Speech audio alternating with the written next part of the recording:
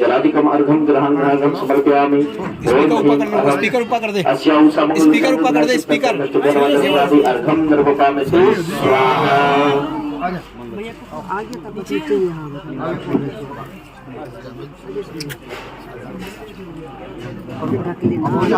ओम नमो अरहते ओम नमो अरहते सर्वं रक्षरक्ष रूप फट स्वाहा। ओम नमो अरहते सर्वं रक्षरक्ष रूप फट स्वाहा। ओम नमो अरहते सर्वं रक्षरक्ष रूप फट स्वाहा।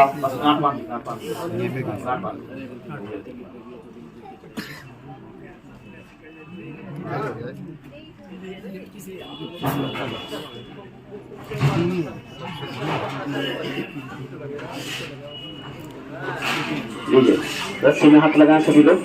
ओम नमो अरिहंतारम सर्वलोक शांतर भवतो।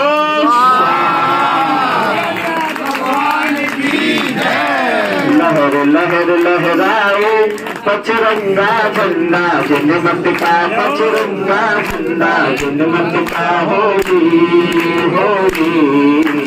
हवा में उड़ता जाए पचरंगा झंडा जनमत का, पचरंगा। 8 जनों को खेल दे करके फिर खड़ा करते हैं यहाँ बस। 8 का रह जाएगा, 8 का हो जाएगा। कोई बात नहीं, तो क्या 4 किल बाकी है, अभी तो लगाइए।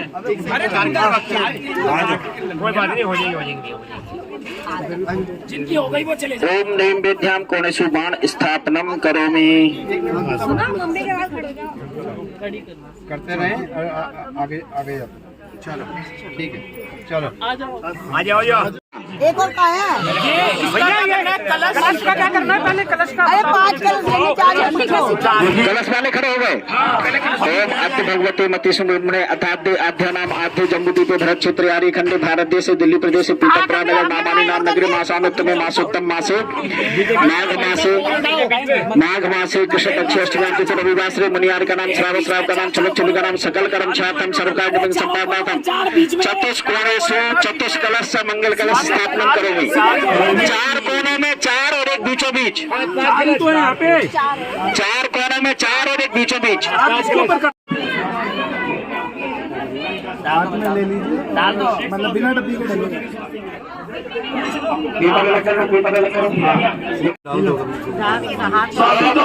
स्वस्तिक ले लें, स्वस्तिक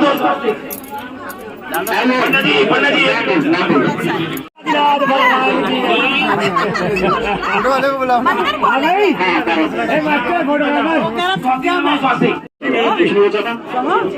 सुशील जी अरे रख लो हाथ।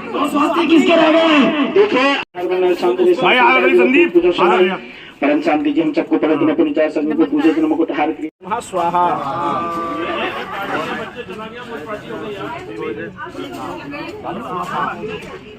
ओम आधार श्री सुकृष्णा वर्णाय नमः। काम से बैठ नीचे से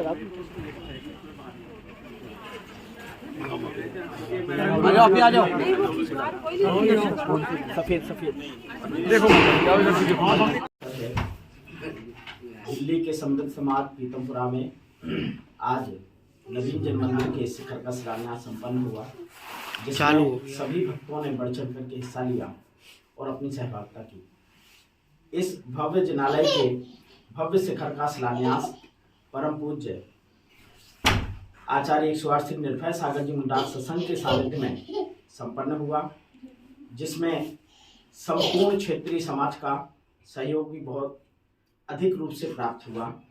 पीतमपुरा दिगंबर जैन समाज सिटी ब्लॉक और इसके अलावा आसपास के समाजों से, रोहिणी से, शालीमार बाग से, अन्य क्षेत्रों से लोग यहाँ पर उपस्थित हुए, मॉडल टाउन आदि से, और उन्होंने बढ़ चढ़ करके इस पुण्यभावी कार्य में सहयोग किया, अपने पुण्य को बढ़ाया। और जिन सौभाग्यशाली पात्रों ने शिखर का दान किया है, शिखर बनवाया है, उन्हें भी अनुपम पुण्य की प्राप्ति हुई है। हम इसी तरह से जिन धर्म की सेवा में लग करके मंदिर के कार्यों में करते हुए 6 अनायतों का जो दान होता है उसमें दान करते हुए हमेशा अपने पुण्य की वृद्धि करते रहें। ऐसे पावन पुनीत भावों के साथ में संपूर्ण दिगंबर जैन समाज पीतमपुरा, कार्यकारिणी पीतमपुरा सभी को बहुत बहुत साधुवाद, जिन्होंने इतना भव्य मंगलमयी आयोजन किया और पूज्य गुरुदेव के सानिध्य में संपूर्ण आयोजन सानंद संपन्न हुआ। सभी को स्वागत। जय जय। विद्यासागर जी महाराज की, आचार्य श्री इंद्रसागर जी महाराज की, समस्त आचार्य संघ की। आपका नाम आपका पहले। मैं परवीन जैन, अध्यक्ष सीपी ब्लॉक पीतमपुरा, श्री दिगंबर जैन मंदिर। आज हमने नवीन मंदिर के शिखर का शिलान्यास किया। हमने गुरुदेव आचार्य इंद्रसागर जी के सामने साथ विनती करी कि गुरुदेव ये सभी प्रोग्राम हम आपके सानिध्य में करना चाहते हैं। तो गुरुवर ने हमें आज्ञा प्रदान करी। इसके प्रतिष्ठाचार्य हमारे श्री डॉक्टर अरविंद जैन आदर्श रोहिणी, उनसे हमने बात करी, उन्होंने भी हमें स्वीकृति प्रदान करी और आपके सानिध्य में यह प्रोग्राम जो है बहुत अच्छे ढंग से संपन्न हुआ। सभी ने बहुत बढ़ चढ़ के हिस्सा लिया। जैसे कि जनवरी का टाइम और पिछले कई दिनों से एकदम शीत लहर थी, लेकिन आज का दिवस आशीर्वाद से, गुरुदेव का आशीर्वाद से इतना बढ़िया रहा कि सुबह से ही शीत लहर का कोई नामो निशान नहीं है। बहुत अच्छा मौसम रहा, बहुत अच्छे लोगों ने पार्टिसिपेट किया, सब लोगों ने मुक्त हस्तदान दिया और जो भी हमारे इसके अंदर शिलान्यास करने थे उन्होंने सब ने हमें बढ़ चढ़ के इच्छा लिया। श्री दिगंबर जैन मंदिर सीपी ब्लॉक हम सबका आभारी है और सबसे पहले हम धन्यवाद गुरुदेव का करते हैं कि उन्होंने हमें स्वीकृति प्रदान करी। इसके हमारे प्रतिष्ठाचार्य डॉक्टर अरविंद शास्त्री को हम धन्यवाद करते हैं और रोहिणी से, अपने मॉडल टाउन से, शालीमार से, सभी जगह से सभी लोगों ने बढ़ चढ़ कर हिस्सा लिया। हम उनका भी धन्यवाद करते हैं। वो आगे भी इसी तरीके से वो हमें सहयोग करते रहेंगे और गुरुदेव का हमें आशीर्वाद मिलता रहेगा। इसी आशा से सबको जय जय। दिगंबर जैन आचार्यों ने कहा है कि पीपल के पत्ते के बराबर मंदिर और चावल के दाने के बराबर मूर्ति भी कोई बनवा के रखता है, वह सम्यक दृष्टि जीव होता है। सम्यक दृष्टि जीव के जो पुण्य का आश्रय होता है वह सौधर्मेंद्र और चक्रवर्ती से भी बढ़ करके होता है।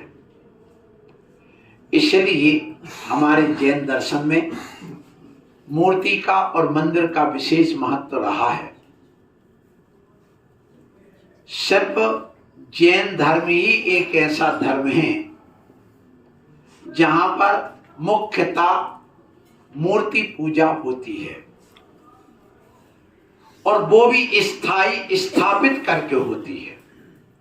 यदि वैष्णव समाज में मूर्ति स्थापना होती भी है तो कितने देर के लिए होती, कितने समय के लिए होती? जितने समय के लिए नवरात्रि आई है, 9 दिन तक के लिए वे पूजा अर्चना करेंगे और उठा करके पानी में विसर्जन कर देंगे। हमारे यहाँ प्रतिमा का विसर्जन नहीं होता, हमारे यहाँ पूजा का विसर्जन होता है। जैन दर्शन में कई लोग कहने लगे काय का विसर्जन करना, तो वो वैष्णव पद्धति को सुन करके कहने लगे कि पूजा का विसर्जन नहीं करना, क्योंकि वैष्णव पद्धति में प्रतिमा का, उस मंदिर का विसर्जन होता है और जल में उसको, चाहे वो गणेश जी हो, चाहे शंकर जी हो और चाहे वो दुर्गा जी हो, चाहे काली जी हो, सबको किस में डाल देते हैं? पानी में। लेकिन जैन दर्शन में ऐसा विधान नहीं है। जैन दर्शन में जो प्रतिमा रहती है वो अखंड रहती, हमेशा रहती है और उसकी पूजा अर्चना प्रतिदिन जरूरी है। और जो इस प्रतिमा को स्थापित करता है, जो इस जिनालय को बनाता है, उसके पुण्य का इतना अपार होता है कि इसका वर्णन गणधर भी नहीं कर पाते हैं। इतना उसका पुण्य अर्जन होता है। अपने जीवन में आदमी अच्छे अच्छे कार्य करके जाना चाहता है, वो करता है। मरने के बाद सिर्फ 2 चीजें ही रह जाती हैं।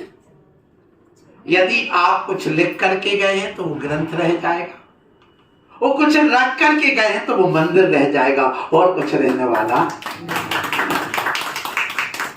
इसलिए आज हम देखते हैं इतिहास को उठा करके, हम कुंद कुंद स्वामी को जानते हैं किसकी वजह से? वे कुछ लिख करके गए, उमा स्वामी को जानते हैं किसकी वजह से? वो लिख करके गए। अब कुंद स्वामी के 500 शिष्य थे। 500 शिष्य में सिर्फ हम जानते हैं तो उमा स्वामी और समंतभद्र स्वामी का नाम जानते, बाकी सब गायब है। क्यों गायब है? क्योंकि वो लिख करके नहीं गए। आज हम चामुंडा राय का नाम जानते हैं, क्यों? वे कुछ करके गए। क्या करके गए? मोंटेस बाहुबली बना के। आज उनका नाम लिया जा। तुम्हारा नाम मरने के बाद कौन लेगा, बताइए मुझे। लाखों के, करोड़ों के, अरबों के मंदिर बनवा लो, लेकिन वो आज इसके नाम है तो कल दूसरे के नाम हो जाएगा। मकान की रजिस्ट्री हो सकती है किसी दूसरे के नाम से, लेकिन मंदिर की रजिस्ट्री किसी दूसरे के नाम से। और जब तक ये मंदिर रहता है तब तक उसके खाते में एक खाता खोल के जा रहा है। काय का खाता? पुण्य का। जितने लोग आज देखिए, जिन्होंने प्रतिमा रखी, जिन्होंने मंदिर की नींव रखी होगी शुरू में, वो व्यक्ति कितना पुण्यात्मा होगा। और उसने जो आज यहाँ पर करके गया, इतने जो लाखों लोग अभी तक दर्शन करके चले गए होंगे इस जिनालय के, गए कि नहीं? बोलो। इन सारा का सारा पुण्य किसके खाते में जा रहा है? जिसने इसकी शिलान्यास शुरुआत की है, उसने अपना स्थायी लाइफ इंश्योरेंस करते हैं, हम रिलीजन इंश्योरेंस करते हैं। हम इसके लिए पुण्य इंश्योरेंस करते हैं। पुण्य का वृद्धि होती जा रही, मंचता जा रहा है, इकट्ठा हो जा रहा है। ये आपने खाता खुलवाया है, ये मत सोचना कि मैंने ये दान दे दिया मेरा इतना पैसा चलेगा। कंजूस आदमी के लिए ब्याज दिखता है, बिल्कुल दिखता है उसके लिए धन बस एक ही पैसा है। देखो, आप अपने जीवन में ये जरूर करना कि इस पैसे को पुण्य में कन्वर्ट करना। जितने भी चक्रवर्ती हुए, 6 खंड के अधिपति, अंत में उन्होंने क्या किया बोलो? सारा वैभव छोड़ दिया। यदि नहीं छोड़ेंगे तो मरने के बाद वो नष्ट होना ही है, वो किसी दूसरे के काम नहीं आता। ये ध्यान रखना। नारायण का वैभव सब नष्ट हो जाता उनके मरते। जब तक उनका पुण्य था तब तक रहता। अब वो पुण्य के उदय से उनको जो चक्रवर्ती का वैभव मिला है और उसका नाश ना हो, वो आगे हम ले जा सके उस पूरे वैभव को, तो कैसे ले जा सकते? तो भगवान ने यही कहा, आदिनाथ स्वामी ने कहा, ए चक्री क्या कर रहा है तू? यदि इस वैभव को अपने साथ ले जाना चाहते तो क्या करना? अपने यहां कहा गया है कि जब कोई व्यक्ति अपना घर छोड़ करके उस वस्तु का पूर्णता त्याग कर देता है तो वह वैभव, वह संपत्ति पुण्य में कन्वर्ट हो जाती है, पूरी की पूरी पुण्य में। अब जैसे मान लो तुम्हारे यहाँ 50 करोड़ की प्रॉपर्टी, उस 50 करोड़ की प्रॉपर्टी को आप अपने साथ ले जाना चाहते तो कैसे ले जाओगे? ऐसे नहीं ले जा सकते। कल भी कहा था, चाहे जितने इकट्ठे कर लो हीरे मोती, पर ध्यान रखना कफन में जेब नहीं होती। आज तक तुमने कफन में जेब देखी? नहीं देखी। एक पैसा नहीं ले जा। लेकिन हमारे यहाँ समाधि क्यों कही? अंत में समाधि, अंते समाहि वर्णम, दुख कहो कम कहो बोई लाओ सुगई गमनम समाहि वर्णम। क्या करना अंत में? समाधि। क्यों? जब व्यक्ति समाधि लेता है और जब सब उसने बेटा बेटियों को सर्वदत्ती दान करके अर्थात जो हिस्सा बांटता वो सब बेटों को दे दिया। अब जितना अपने पास बचा है उस पैसे को पूरा का पूरा दान करके जाता है। जब वह दान कर देता है, उसका त्याग कर देता है, उससे मोह छोड़ देता है, तो वो उसके खाते में पुण्य के रूप में कन्वर्ट होकर के जमा हो जाता और वो उस अगले भाव में चला जाता है जो हमें तीर्थंकर जैसे पुण्य को ला करके देता है।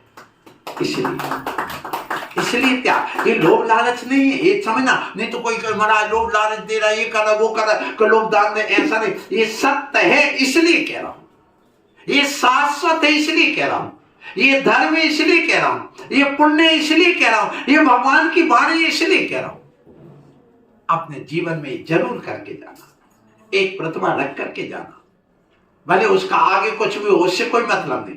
तुम अपने जीवन में जब तक प्राण है तब तक आप उसके दर्शन करिए, आप पूजन करिए, उस प्रतिमा की देख रेख करिए। उसके बाद जो होगा आने वाला करेगा, आपको चिंता करने की जरूरत नहीं है।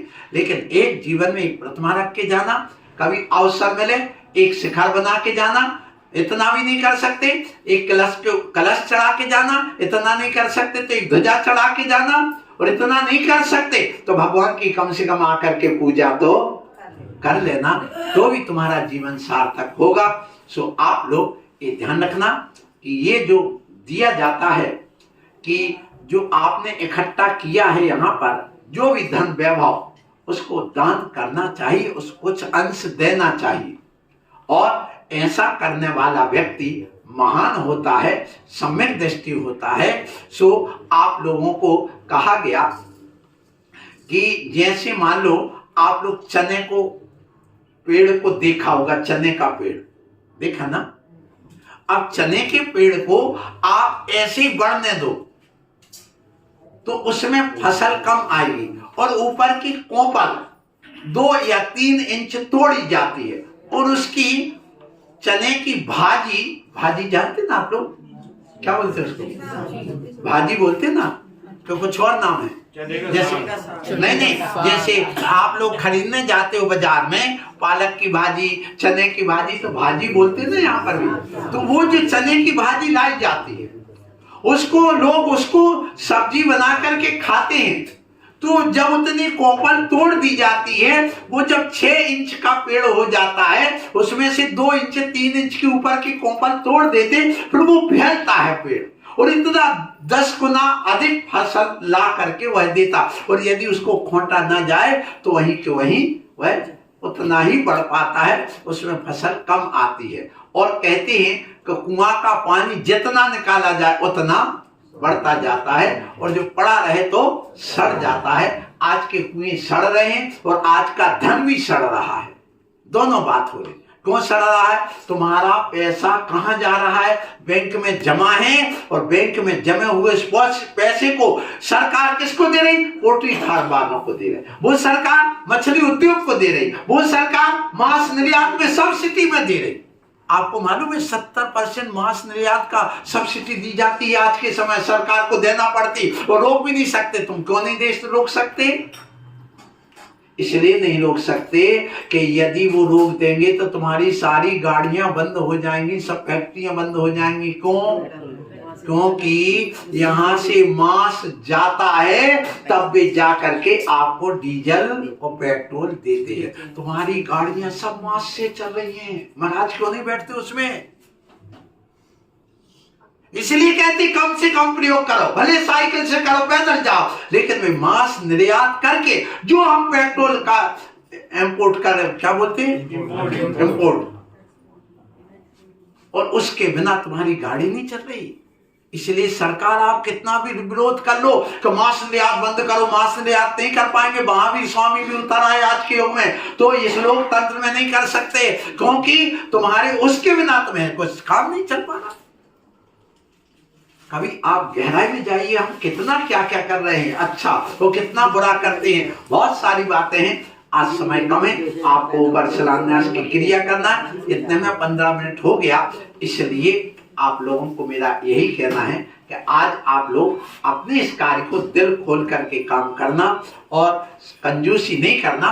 थोड़ा थोड़ा मंदिर बन रहा है, आपको ही देना है, चाहे आप अच्छे से दो या मन मार के दो या प्रशंसा में दो, करना तो आपको पड़ेगा ही। कोई बाहर का आने वाला नहीं है, क्योंकि हर मंदिर में, हर नगर में, हर जगह अपने अपने काम चल रहे हैं। और जब तुम्हारा मंदिर होता तो उससे लगाव, आत्मीयता अलग होती है।